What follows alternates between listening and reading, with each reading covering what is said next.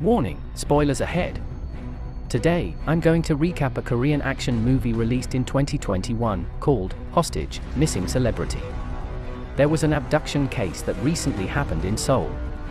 As the situation turns ugly, how far are the captors willing to do for their money, and their message? Let's find out together. An A-list veteran actor, Hwang Jung-min, who plays himself in this film, has won every major award and captured the nation's heart. Everyone knows and loves him. After attending a press conference for his newly released award-winning box office sensation film, he tells his agent that he will skip the celebration party because he doesn't feel well. His agent jokingly assumes that Hwang wants to go somewhere nice. Well, you know what I mean, while his wife is away from home. He laughs at the joke and scolds him, as he only wants to enjoy freedom alone at his house while his wife is away, then tells his agent to go back to enjoy the celebration party. As Hwang enters his car, his agent reminds him about tomorrow's interview at noon. Someone seems to be following him secretly. A fan? Paparazzi? Hwang stops and parks his car at a minimarket near his house. It seems like he knows the shopkeeper well. He often parks his car there and leaves it to the shopkeeper. He is about to walk home after taking his medicine, but something catches his attention. The shopkeeper is reading recent news about the kidnapping of a cafe owner and his part-time worker. The police have found the mutilated body of the cafe owner, but they haven't found the part-time worker yet. Hwang believes that the police will find her soon. Outside the minimarket, he sees three unknown men playing with his car. They look like a fan at first but quickly become rude to him. After having a pretty heated argument, they leave Hwang alone. As he walks home, he notices that he left his key at the minimarket. But suddenly, a box truck stops right beside him. Two masked men get out and try to kidnap him.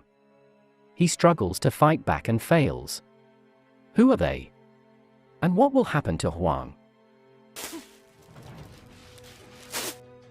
When Hwang regains consciousness, he finds himself strapped to a chair. He sees another tied girl there. He remembers her as the part-time worker from the abduction news.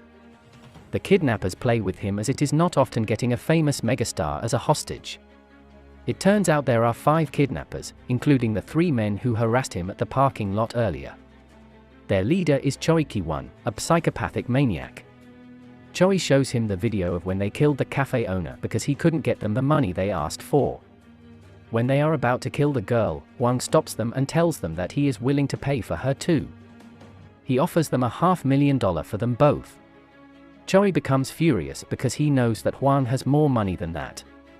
But Hwang convinced them that the bank has a daily withdrawal limit, and if they wait too long, the other will notice that they are missing. Choi seems to be convinced by Hwang's reasoning and leaves him alone for now. Meanwhile, the police still don't know about Hwang's kidnapping. They manage to catch an accomplice of the first kidnapping. But it turns out that he only sold a truck to the kidnappers. One of the kidnappers, Yong-tae, is a hard fan of Hwang.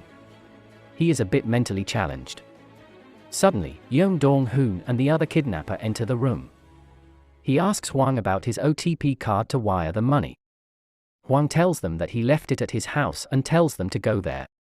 At first, they are angry, but Hwang convinces them to go to his house as no one is at home anyway. The kidnappers don't have any choice, so Choi brings their muscle, Go Young Rock, to check Hwang's house while the others stay there. Before they leave, they prepare something, some kind of concoction with nails and wire. Choi tells the other to kill them if he is not back by 10 p.m. tonight. Meanwhile, the police find out the identity of Choi. He was a bit famous back when he served his time at the prison. Back at the hideout, Yong-tae is distracted when the only female team member, Sebyul, is having fun with Dong-hoon in their room. As the room is clear, Hwang and the girl can talk to each other for a bit now. She thanks him for saving her. Hwang notices that there is a piece of broken glass on the floor. He tells her to kick it to him. At first, the girl is scared, but Hwang manages to persuade her. She kicks it too far, so Hwang struggles to pick it up and tips over. After finishing boinking Dong-hoon, Byul goes to the room to check on Hwang. But fortunately, with some acrobatic shit, he manages to get himself back up and get the glass shard. What a close call. Hwang is supposed to have an interview that day. He convinces Dong-hoon to let him call his agent to let him know he can't be there so he will not be suspicious. I don't know if Hwang's acting skill is godlike or the kidnappers are just a bunch of idiots, but he manages to convince them anyway. His agent declines the call because he isn't familiar with the number, so he calls a fellow actor. He slips a cryptic message while talking, but the kidnappers are too dumb to understand. Later, when talking with the mentally challenged Yong-tae, he begs him to buy him medicine as he has a heart problem and is struggling to breathe. Suddenly, Dong-hoon comes. Choi wants to talk to him. Dong-hoon immediately strangles Hwang. It turns out that Choi has already torn apart his house but couldn't find the card. He finds out that Hwang's family is coming back tonight and threatens to harm them if he doesn't tell him where the card is. Out of breath, Hwang tells them that the card may be at the minimarket where he left his key. Hwang's agent suddenly appears at the door, so Choi immediately gets out of there. When his agent comes inside, he sees the house messed up. Sensing something wrong, he immediately calls the police. They see the CCTV footage and confirm that Choi is at the scene. Back at the hideout, Yong-tae rushes to Byul and Dong-hoo, who are having their lovey-dovey time, to notify them about Hwang's condition that just got worse. He is out of breath, drooling from his mouth, and even wetting his own pants. At first, Dong-hoon thinks that he is just acting, but Byul insists on getting the medicine Hwang needed to be safe. Dong-hoon leaves the hideout alone to get it. Meanwhile, Choi is at the minimarket to get Hwang's card and key that he left there. But the shopkeeper doesn't want to give it to him as he doesn't know him. Choi goes outside and calls Dong-hoon to talk to Hwang. But he is on the way to get medicine for Hwang. Choi gets furious and tells him to get back immediately, or he will cut all of his fingers. He is so fed up with his psychotic boss but gets back anyway. Choi goes back to the store, beats up the store owner, and gets Hwang's key. Hwang now seems to be unresponsive, so Yong-tae becomes panicked and unties him. The part-time girl tells him to do CPR on him. As he gets closer, Hwang suddenly slashes Yong-tae and beats him. It turns out that he is only acting to fool them. Nice one, buddy. He frees himself and the part-time girl then goes outside. But the gate is locked. As they try to bust the gate open, Byul appears with a gun. Dong-hoon is coming from afar. When Byul gets distracted, Hwang charges at him. Dong-hoon is still busy opening the locked gate when the part-time girl shoots Byul. Hwang and the part-time girl run the other way into the thick forest. They go separate ways to try to fool their chaser, but the girl gets caught immediately. Hwang falls down a hill and lands hard. Unfortunately for Choi, the police notice him outside the minimarket. They are about to arrest him when Young comes to the rescue and runs the police over with a car. The police immediately call for backup and chase them. Choi and Young crash their car into a hair salon as the police chase them. Young goes on rampage and charges at the police while suddenly Choi throws something at them. It's a freaking bomb. He manages to escape during the chaos. When the police arrest Young, he proudly flexes his work to the media. Now the whole world knows about the missing megastar. The police interrogate him to get more information. But even after playing bad cop good cop, Young still shuts his mouth. He even bit his own tongue to try to kill himself. After Hwang regains consciousness, he walks further outside the forest. He meets with an elderly that lives nearby and tries to borrow his phone. He goes inside his trailer, but suddenly the elderly lock him inside the trailer. It turns out that he is a delusional old man who thinks that someone is trying to kill him. The old man calls the police to report it, but they are busy with the missing megastar, so they ignore him. Oops, so close but yet so far. Not long after that, Dong-hoon finds him and brings him back to the hideout. The situation has become dire for the kidnappers as the whole nation is looking for them now. When Dong-hoon treats Byul, Choi calls him to tell him that Hwang has played with them from the start. He even gave them the wrong PIN code. Dong-hoon tells Choi that Byul needs to go to the hospital immediately, but Choi doesn't care about it. He tells Dong-hoon to put Hwang on, but Dong-hoon has enough of him.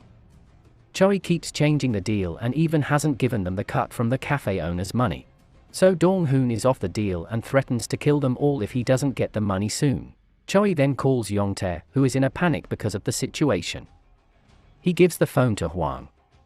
Instead of answering Choi properly, Hwang puts on another act and pretends as if Choi is about to turn himself into the police and rat the rest member out. It makes Dong-hoon and Yong-tae agitated and turn against each other. Unexpectedly, Choi turns himself into the police for real. The police immediately interrogate him as he tries to strike a deal with the police to lower his sentence. After a hard bargain, the police don't have any other choice and agree to his offer. Choi then takes the police to their hideout. Just when they are about to depart, the delusional old man appears. One of the detectives notices that he is wearing Hwang's shoes, so she stays with him while the other follows Choi. The situation has calmed down at the hideout when they suddenly hear Dong-hoon cries. Byul has passed away, he couldn't treat the gunshot wound properly. Dong-hoon lashes his anger at Yong-tae, then goes to Hwang to finish him. When he is about to pull the trigger, Yong-tae suddenly appears and beats Dong-hoon. He then set Hwang and the part-time girl free. But it will not end that smoothly. Dong-hoon suddenly shoots him from the back. The gunshot hit the power box, so Hwang and the girl are able to hide in the dark. Meanwhile, the police have arrived at the hideout. When they enter the place, it turns out that Choi leads them to a trap. The building is full of explosives, and it explodes when one of them triggers it. Choi manages to escape in the midst of chaos.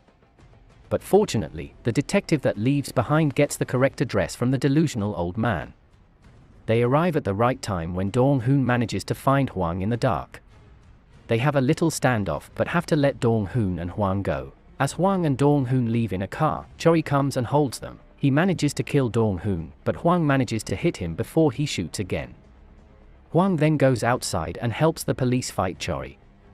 After some epic fight scenes, he manages to beat the villain, just like in his movies. And just like that, it's finally over. Fast forward 2 years later, they make a film out of the accident. Due to PTSD, Hwang has retired since the accident. The movies end with Hwang taking a picture with the actor who plays the character who kidnapped him. Hwang's godly acting skill and 500 IQ trick saved him and the part-time girl from a bad ending. What do you think about the movie?